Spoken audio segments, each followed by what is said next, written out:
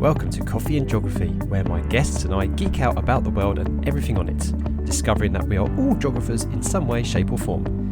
I'm your host, Kit, and my pronouns are they, them or she, her. So settle down with a brew, hit that subscribe or follow button, and enjoy the listen.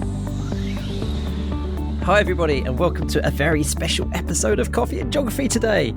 I have a co-host. Let me welcome back to the podcast Dr. Jess Tipton. Hi Jess, how are you? Hello, I'm good, thank you. Yes, spring is starting to spring, so all good over here. Is it really? I mean, it's still like 3.5 degrees Celsius according to my weather station. There's bulbs folding through. True, yeah. We will get there. Yeah. Have you been grating any beetroot of late?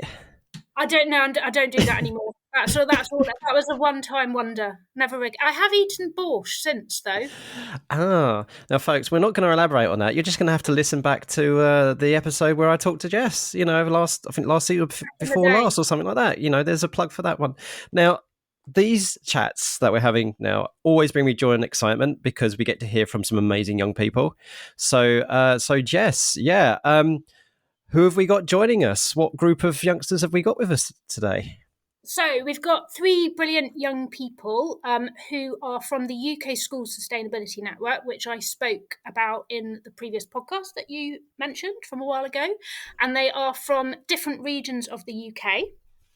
So we have Amitha, who is from Buckinghamshire. We have Amruta, who is from the Midlands, and we have Charlotte, who now resides in Wales.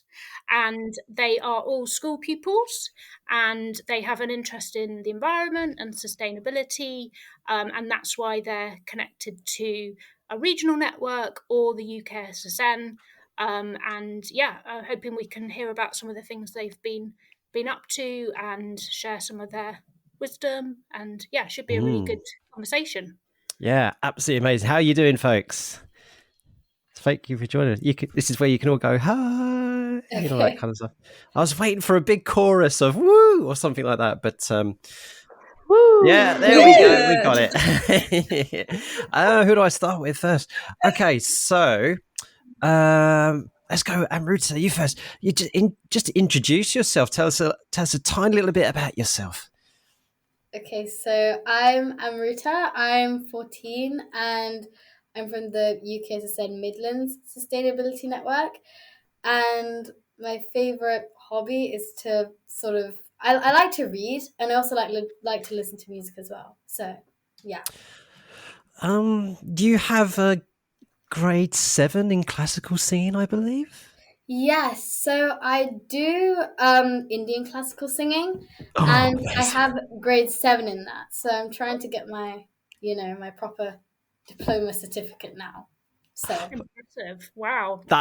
Now I managed to do my grade 1 in saxophone, right? And I think I can play the saxophone up to about maybe a grade 3 or 4 level, but I've never really been assessed it. But grade 7, you're like, isn't it like grade 5 and up? You can actually teach other people. I think because I do Indian classical singing, so it's like with lots of Indian teachers. I think it's like sort of grade. I think like once you get your diploma, you're able to teach other people. This is nuts. So I would like to do that as well, but I've been doing it since I was really, really young. It's taken me ages. I've been doing it since I was 4, so it's taken me ages. So a lot of commitment. Yeah, well, crikey. Whole decade. Nice. Wow, right. Amitha, you need to follow that then. Tell us a little bit about yourself. Oh, God. Well, hi, I'm Amitha. I'm in year 12. The fun fact about me is that I cannot play a musical instrument, so I'm really jealous of Amruta's singing capacity and dedication to that. I also like reading and just generally spending time with my friends. But you like listening to music, though? I do like listening to music. Yeah, tell us what kind of stuff are you into then? It's honestly whatever pops up on my YouTube. Just all sorts of little bits and bobs, and so it's just whatever pops up on there, I suppose, as well. I like that attitude. Just whatever the rhythm takes me. So excellent. And finally, we have Charlotte. So Charlotte, how's your Welsh coming along? My Welsh is shamefully very nearly non-existent. I will try and learn some Welsh in the next few months. That's amazing, and I envy anybody who can speak a second language, and I even more envious of folks who have English as their second language, because we don't appreciate how talented these people are. Yeah. It's a really good point about language, because I think especially in climate literature and environmental like articles and scientific articles as well, it's predominantly in English, Yeah. so it's not very accessible for people unless they speak English or can read English. So I think that's a big issue, and there's been some movements, I think, recently to translate these climate documents and articles and information sites into different languages so that more people can learn and spread the movement further. I've got a fun fact connected to that. Do you know what the second language is for scientific publications, papers and journals and things? The second after English? I'm not going to say Chinese or Mandarin or anything like that. Is it? Probably Not Russian. Not Russian, because you bring it up. Yeah, I thought because you brought it up, it's probably Russian. Probably someone will disprove that now, and it's probably some myth. But anyway. Yeah, well, it's funny that you mentioned that, Charlotte, because I've just been involved in a wonderful project called Young People at a Crossroads with the University of Manchester and Melbourne. We had our closing event last Friday, and we had some young people come along from the Manchester schools there, and they were saying exactly the same sort of thing you were. They just said, why is everything going to, have to be in English? And there's been discussions that I've had, particularly for this podcast, where we've been talking about language and how important language is. And if you don't communicate in several languages, in different languages, you lose nuance, you lose context, and you lose a really important way of communicating with local people. Like there's some cultures have 5, 6, a dozen, 2 dozen words for tree, all in their different life stages and what they provide for, and that climate change is going to impact in every single way that tree works, grows, produces. So if we don't have that richness in language, we lose a lot of communication, don't we? So next time I see you then, Charlotte, I'm going to hear a bit of Welsh from you, because you say you like learning languages. So okay, so let's talk about the UK Schools Sustainability Network. So so Jess, give us a little bit of a reminder, a bit of a preamble for those folks who do not know anything at all. They're picking this up for the first time, and then we'll get what the young people tell us why they joined. Yeah, so it started a few years ago, literally just 2 schools in Hammersmith in West London, as a way to bring together students mostly, but also staff, and we were visiting each other's schools and discussing these issues, and so that everybody felt kind of united and were meeting people they might not have done otherwise. And that grew across London and across secondary schools, and then became a model for other regional networks. And it's great we've got Amruta here, because the second network was Berkshire, and then the third one was the Midlands. So we got those 3 networks together, and since then it's spread across the UK, and all the networks are different. So some are run by a full-time teacher, and their school is the hub. We've now got some councils starting to set them up. So Northumberland Council recently launched a school sustainability network. Chester Zoo just launched one a couple of weeks ago, which is a very exciting venue for a network. And yeah, we've got kind of 10 networks established. They're all completely different from each other. And then we've got another probably 10 in the pipeline. And it's just a forum to bring everybody together. And the UK School Sustainability Network is like an umbrella to bring together all those regional networks, and we took a bunch of students, over 20 students, to COP26 in Glasgow in last November 2021. We did a summer trip to Wytham Woods that Charlotte came on, and we're doing another one this summer.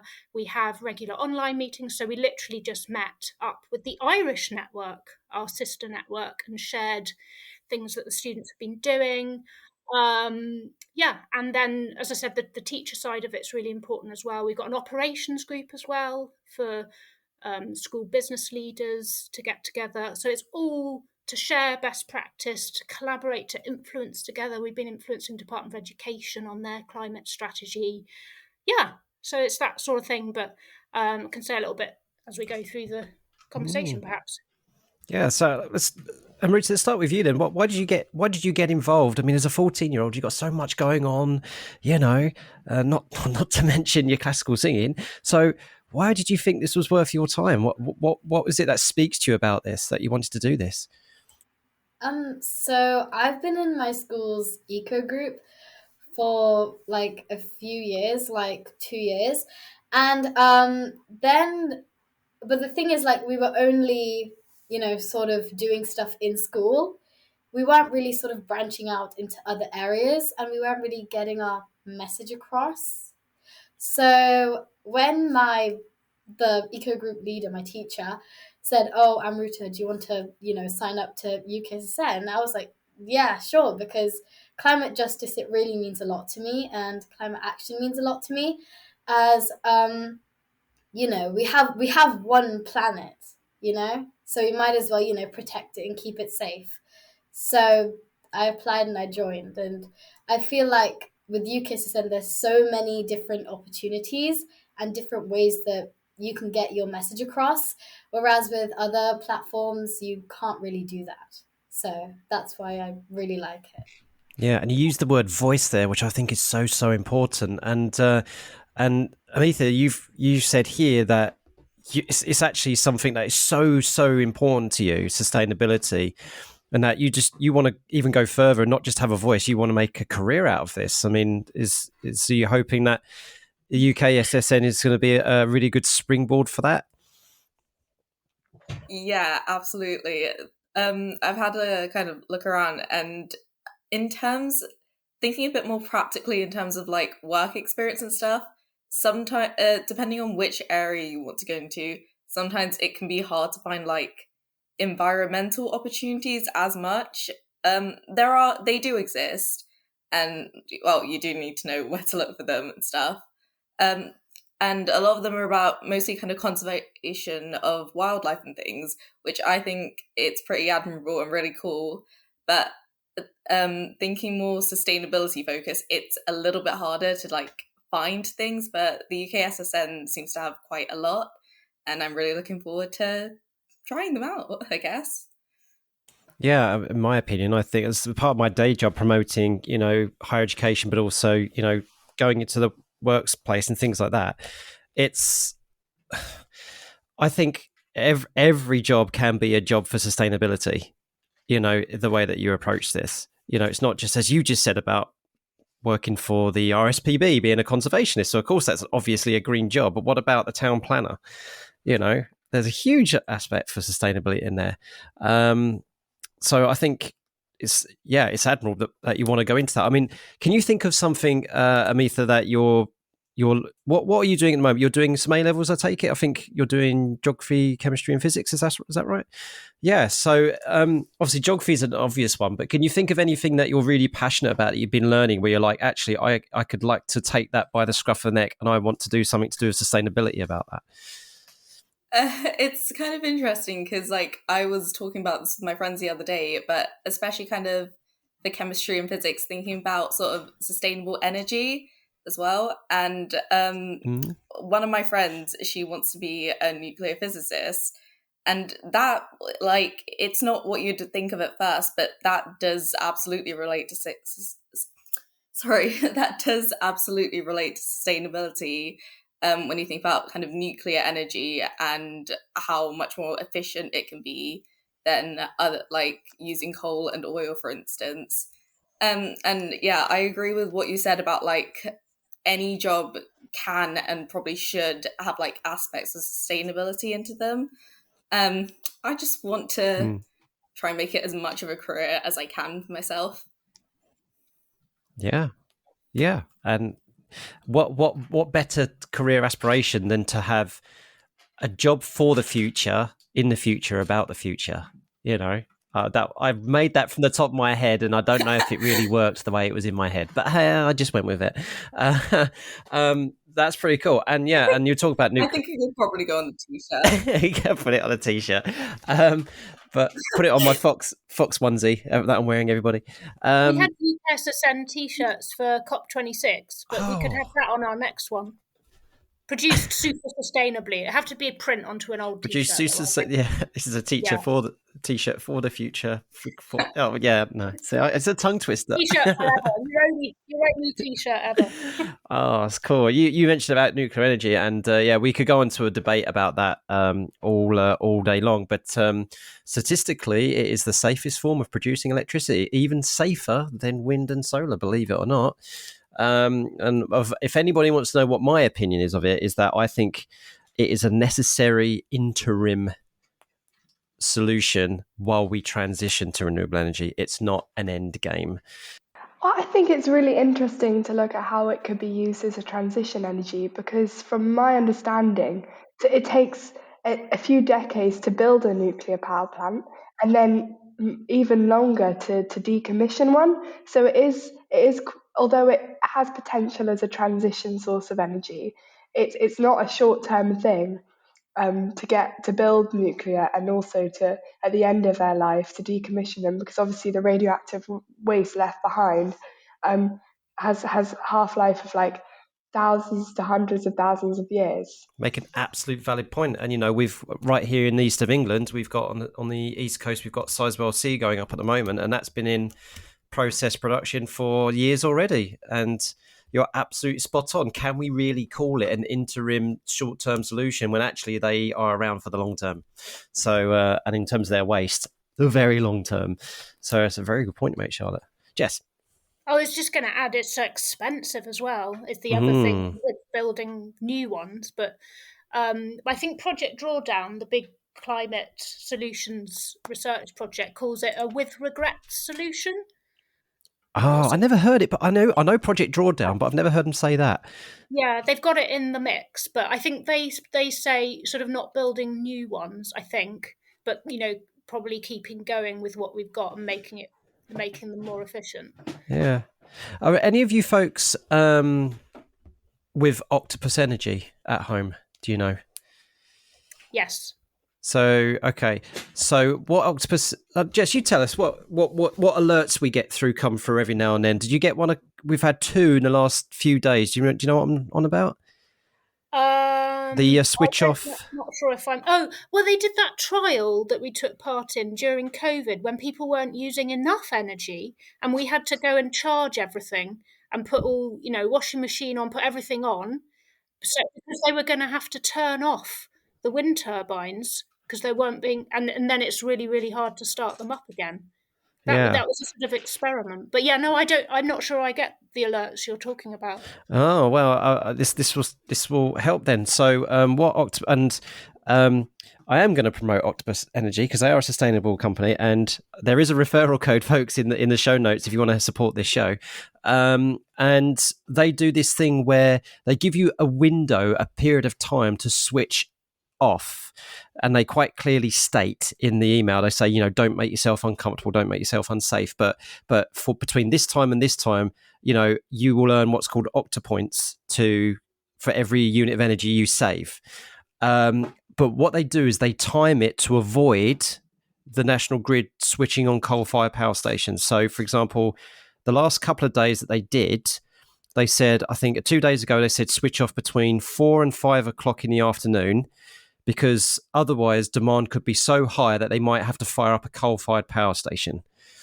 And apparently, enough Octopus Energy customers did switch off and avoided a coal-fired power station being fired up to meet the electricity demand. So that is so cool. I mean, that for me is an example of corporate responsibility. You know, they could say, nah, you know, use as much electricity you want. Well, you know, you're going to give us the money anyway. But no, they're like saying, no, switch off. Like, I know the money comes to us, but no, this isn't. We're not about that. So, Charlotte, that brings me on to you, because about you joining UKSSN. I mean, you made the great point about nuclear energy there, and you've mentioned renewable energy as a passion of yours, and also sustainable food systems. So is that your kind of bag? Is that the kind of thing you've been really interested in terms of sustainability, or what else is there that you're interested in? Everything. I can't narrow down. Those are just the first things that came into my head that I've been working on recently. But every aspect of sustainability interests me really, and I'm just so curious to learn more and about all sorts of different topics that I've never encountered before. Now, don't worry if you think this is going to be an indictment in the current education system, because as far as I'm concerned, it should be. So what are these things that you're coming across that you've not yet learned, you didn't learn before in your lessons in school or whatever? That's a really good question. I think when we're in school, we learn the basics, but really, it comes from your own research that you dive deeper. So, for example, we learn about keeping on the topic of energy and renewable energy. We learn about like solar panels, wind farms, but we didn't learn about the new emerging technologies like hydrogen fusion, which is very debatable whether it's actually has any place in a sustainable future. But and also we always learn, oh well, the downsides to wind and solar is they're so expensive to install. Fossil fuels are cheap, but really, actually, recently if you keep up with the news, I think a lot of the textbooks are outdated because wind and solar are cheaper than fossil fuels now, which really, I know, it's so out of date.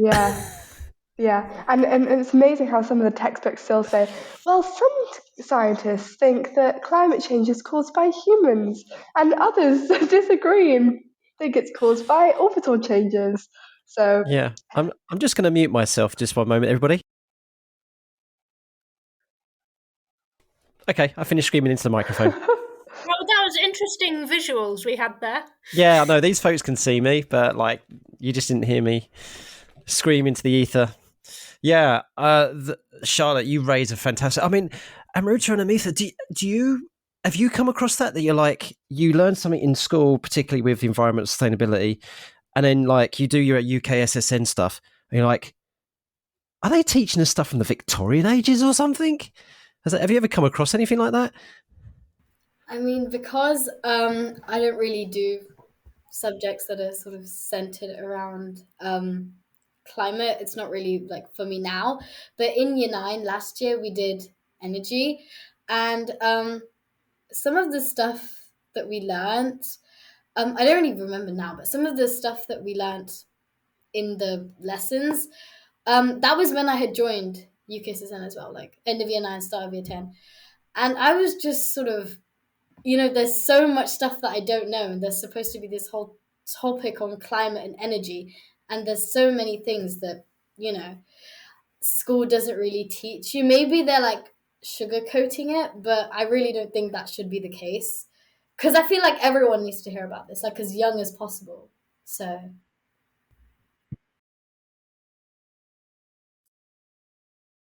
So we had Professor Julia Steinberger on in September. So we have various guests, like we've had George Monbiot, Kate Rayworth, and yeah, that was that talk. And yeah, you're right, it's ExxonMobil, isn't it? I think. Yeah, shocking. You folks have managed to speak to some amazing people. Like, Kate Rayworth's one of my favourite, economics people ever with the circular economy stuff. And we were lucky enough to actually meet her at the Geographic Association conference a few years ago, pre-COVID days. I called George Monbiot Uncle George. That's my nickname for him. And Julia Steinberger, the author, folks, you do need to look at what to do. And she mostly looks at ecological economics and ecology and stuff like that. And she's just a fascinating human being. And so, and this is the other benefit that you folks get with UKSSN is you get to hear from these inspiring people, but I would argue they get to hear from you too.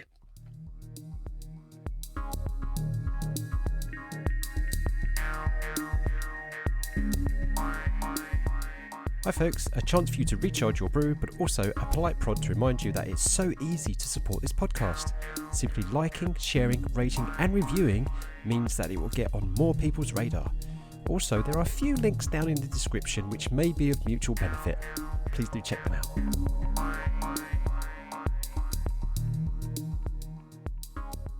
So I'm going to ask you a question then, and I want you to imagine that Jess and the folks at Global Action Plan, who are the charity who are kind of supporting UKSSN. Hi, folks, love you. Hey, Gappers. Gappers. Here's the question for you.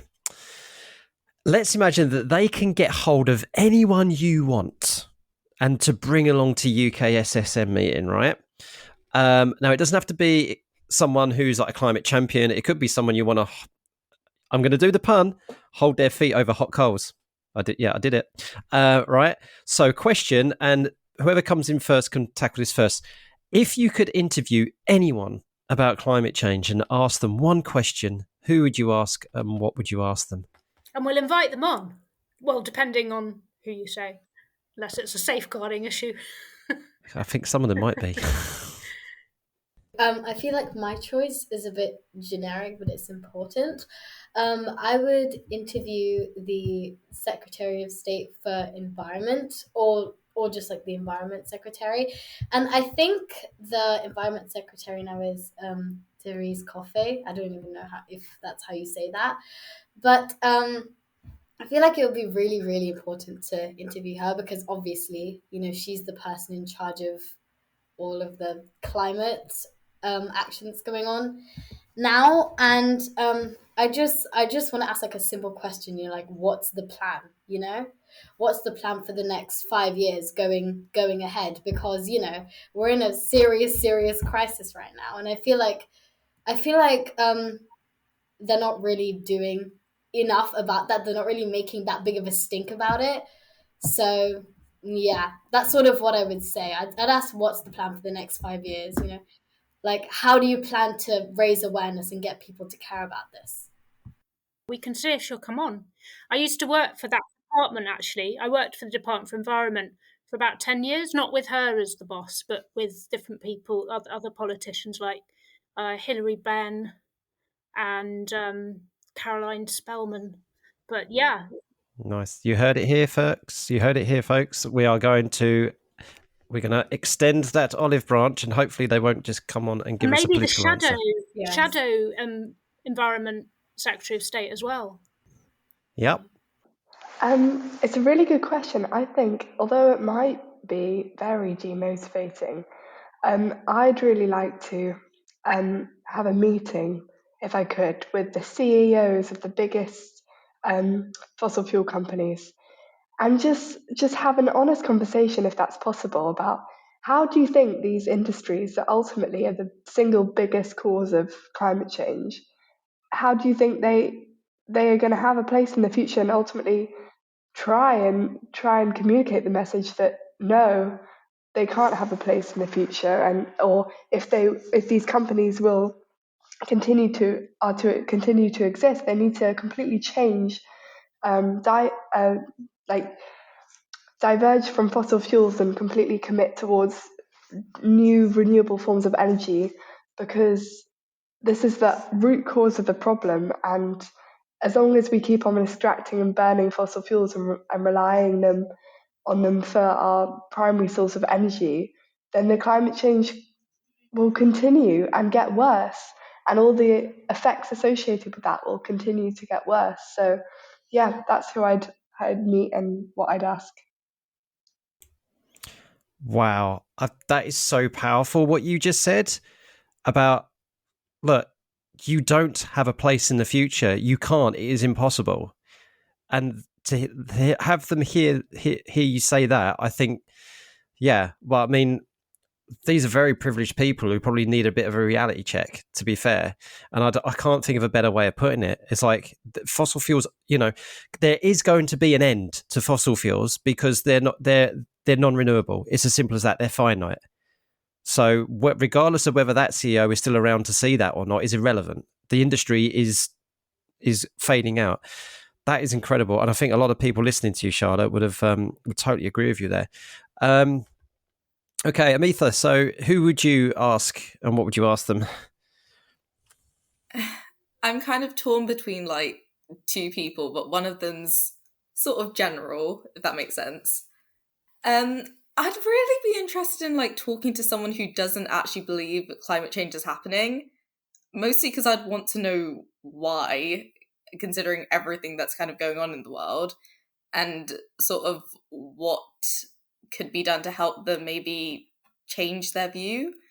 And the other person would be President Lula, the new president of Brazil, because I know that the former one, Jair Bolsonaro, he was very quite anti-environmental and like anti-climate change. He had like a lot of policies about that.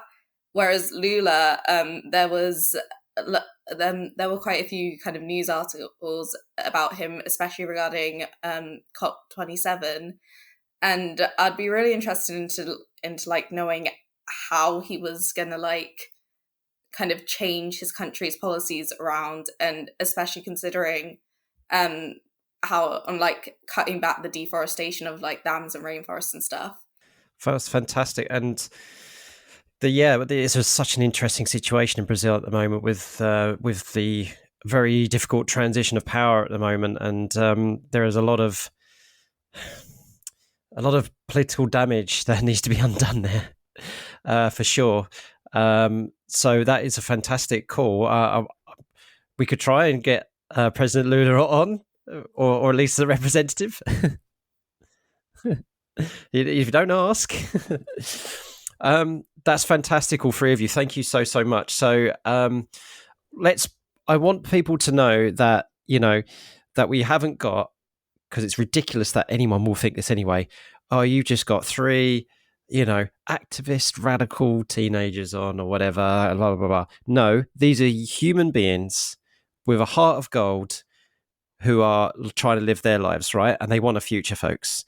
So this is what we're going to do. We're going to do a very different kind of spill the beans, which is where you disclose something about you personally.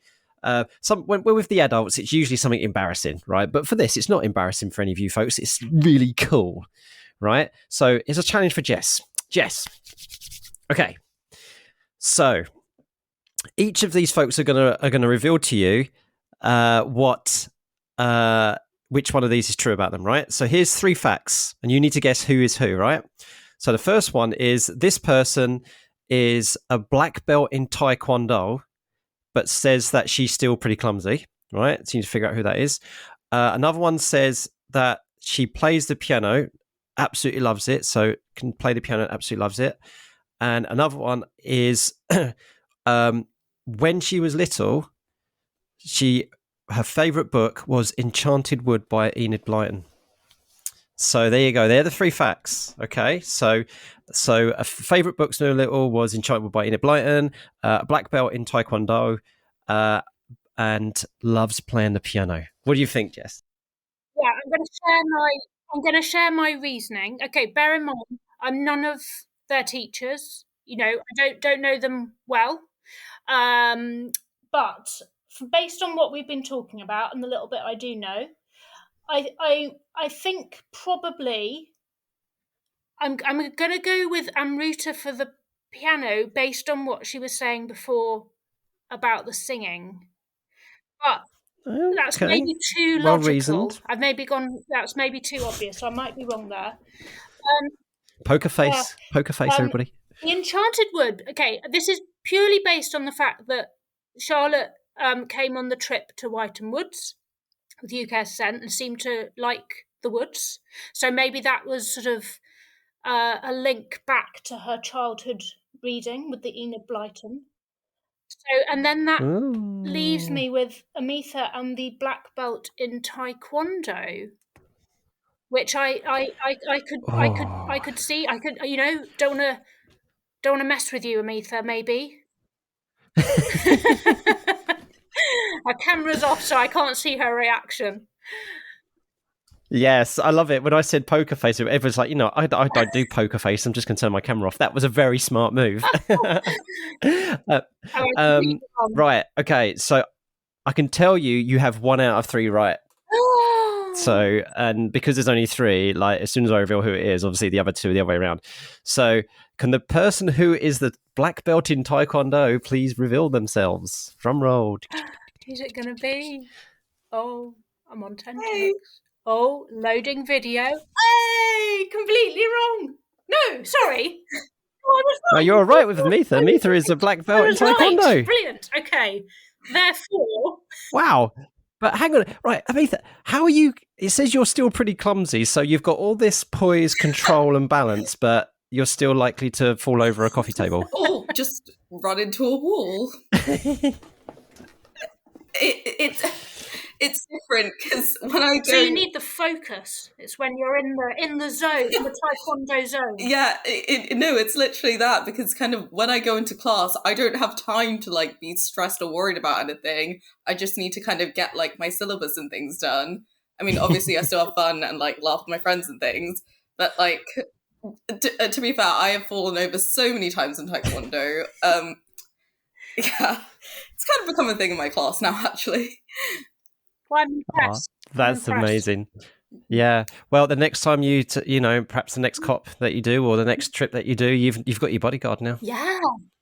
For Abu Dhabi. Ooh, sweet. Right. Okay. So I'm going to now ask that the person who was enchanted wood is their favourite thing. Could they please reveal themselves? Way, it's Amruta. It's Amruta. You'll have to come on our residential then to Wales Centre for Alternative Technology, because that's quite a wooded area, I think. So what is it you like about Enchanted Wood? I don't know. I mean, like, it's very, magical. It's very, out of reality. So, I mean, it was my favorite book when I was little, just because you could immerse yourself in this world with, so much like magic in the air. So, yeah. And then you go back to real life and it's just boring. Yeah. So I think you would get on so well with my other half of my wife. She's a bookworm too.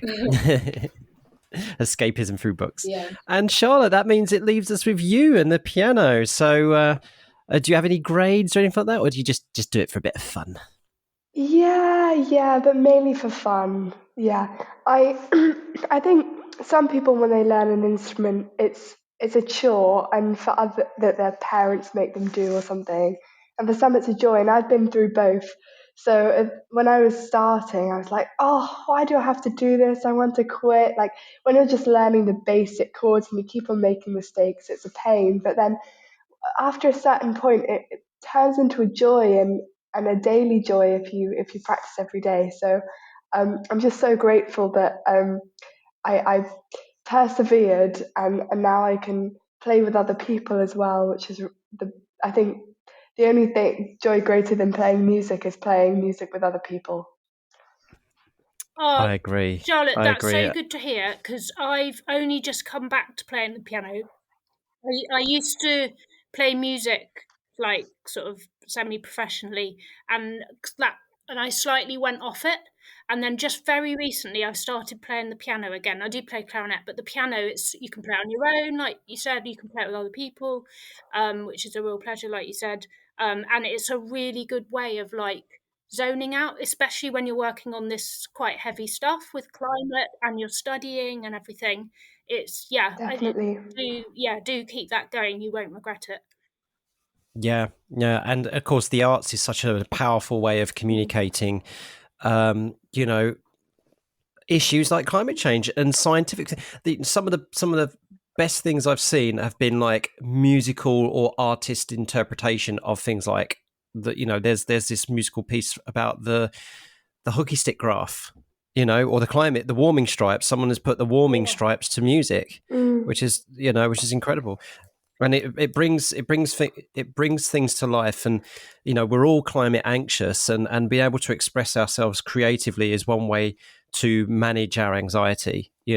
Yeah, so that's something that came up, I think, when UKSSN was reviewing the Department for Education's sustainability and climate change strategy, is that there was a massive focus on sciences, and personally, I do love sciences, and I think sciences are so important in learning about climate change. But I think for a lot of people, they connect more emotionally and creatively with the climate change and the environment through the art subject, through the humanities, and there's a complete lack, a void of anything related to climate change and the environment in those subjects. So we really wanted to, one of the main points of our feedback was to try and incorporate a theme, a thread of climate change and sustainability throughout all subjects and throughout the whole curriculum, in order to sort of engage as many people as possible with who had all sorts of different skill sets and interests, rather than just a small number of science geeks. Yeah, I couldn't agree with you more, Charlotte. I couldn't agree with you more. As someone who loves creative arts, and I bring in a lot of drama to my work, and I can't agree with you more. And Jess, you recommend. So is it Sarah Nichols? You said. Yeah, she's a pianist who, professional pianist, and she does loads of work on climate. And it's really, really interesting. I mean, there's lots and lots of other things, but I just thought specifically with the piano. Yeah, amazing. Folks, I could speak to all of you all night. You've been such wonderful guests. It always lifts my spirit to speak to young people. It makes me miss being a high school teacher, but we do have to bring this to an end. And the last thing that we do on this podcast, as Jess knows, Jess has done this before, but Jess can sit this one out. So you're lucky, Jess, because this is all going to be about the young people. So we are all geographers, and this is a way that we connect all our guests together by a single word. So last week, I spoke to a wonderful friend of mine, the volcanologist, Professor Jenny Barclay. She's a volcanologist at the University of East Anglia, where I work. She used to teach me. I used to be one of her students, and now we're colleagues. And so she wanted to give the word that she has come up with for you folks to link to geography, UKSSN, or anything like that, is the word sublime. The word sublime. So now usually we give the guests 30 seconds to link the word, right? But because there's 3 of you, I'm going to give you each 20 seconds. So that's a minute in total. Okay, folks. So the word sublime. Don't worry, it's just a bit of fun. It's like, oh, how is UKSSN sublime? How is climate sublime? How is what I'm learning? So don't worry. Just talk about the word sublime. Whatever. It doesn't matter. Right. So I'm going to get my timer up, and when I start, off you go. So, Amruta, are you ready? You're probably not, but right, Amruta, your 20 seconds start now. Oh. So, once we, rid the world of climate change, if that's going to be possible, then the world and the nature will eventually go back to being sublime again and beautiful again. Charlotte? I think it's absolutely sublime how we can connect across a country and hopefully in the future across the world through Zoom and these virtual platforms to work together on these big projects and get our voice heard and make an impact. I think that's sublime. If humanity could coexist with the Earth without destroying it, that would be a sublime future. That's how it's done. That's how it's done. That was sublime. It was sublime. Yes, that was sublime. So we get these professionals and adults come on. They're like, "Oh my god!" And then these young people just boom. There, it's just perfect. And they've never met. They've never met in person. No, and they just rolled with it. Right, that was absolutely brilliant. And what I'm going to ask you folks now to do is to think of a word for our following guest. So what do you think we should give to our next guest next week? A single word. Hope. Hope is a good one. Yeah? Oh, well, we could try and be mean. Think of a hard one. We're going to go with hope. I think we've actually had hope before, way back when this podcast first started 2 years ago. No, but it's great because we can see how that evolves. Oh, it's evolved, yeah. Yeah, no. This is the second time we've had the same word twice, and I think it's great. It's always good. All right. I'm going to say thank you so much for you three for joining us. It's such a lovely thing to do this evening. I know it's got late for you folks. Jess, before we go, just give one last shout out to you at UKSSN, and if teachers are listening to this, students are listening to this, and they want to get involved, how can they do so? Yes, thank you so much for having us on, and brilliant job, students. That was just sublime. You were great. So to find out about UKSSN, we are on Twitter and we are on Instagram, and that is at UK Schools Susty. We are also on LinkedIn, UK Schools Sustainability Network. You can find our web pages. You can just put UKSSN in Ecosia or whatever. We are ukssn.org.uk. And so students are welcome to join generally via their teacher. So if teachers go to the membership, the joining page on our website, there's various links for how to join. So teaching staff can join the teaching networks, operations staff, there's a group for them to join, and then there are also regional networks to join, and teachers can get their students involved regionally and or at UKSSN level. So it's all on our website set out. So yeah, please do join, more the merrier. And if you're interested in setting up a new regional network, get in touch. We are also always fundraising and seeking support. So if there's any corporate sponsors out there who are super ethical or philanthropists, then drop us a line. Yes, please. Absolutely. Please do support these young people, folks. It's so important. And, there's nothing more, there's nothing more of a stronger statement than supporting our young people, not through tokenism or what you think is best for them, but by listening to them, like listening to them in this podcast, and then supporting them and putting them up front and center. And I hope by listening to these three young people, you feel just as inspired as the people like myself and Jess who work with young people every single day. So Amruta, Amitha, Charlotte, thank you so much for giving up your evening. It's been an absolute pleasure to meet you and chat to you, and I wish you the very, very best of luck on your future. Thank you so much, folks.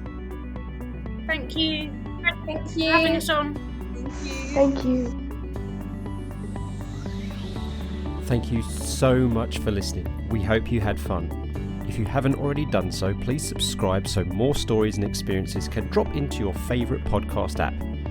If you fancy being a guest or have any feedback, follow us on Twitter at coffeegeogpod and send us a DM. Or you could email coffeeandgeog@geogramblings.com. Until next time, keep geogging.